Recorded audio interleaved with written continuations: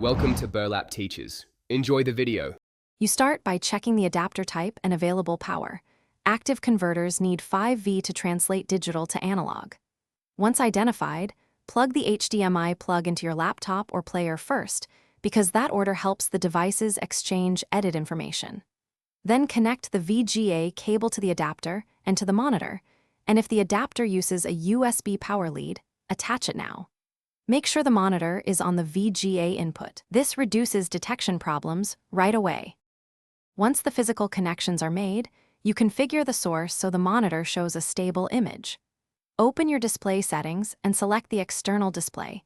Choose a resolution the VGA monitor supports, commonly 1024x768 or 1920x1080.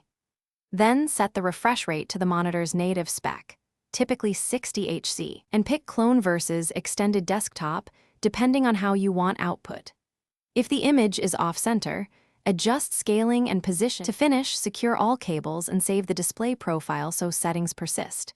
If your adapter provides a 3.5 mm audio jack, plug speakers now. VGA carries video only. Then test video playback and window movement to confirm stable output. If nothing appears, try the key troubleshooting tip. Power cycle the adapter and reboot the source. Many adapters need a fresh handshake. If that fails, attach USB power, try a different HDMI port, and update GPU drivers to resolve communication issues.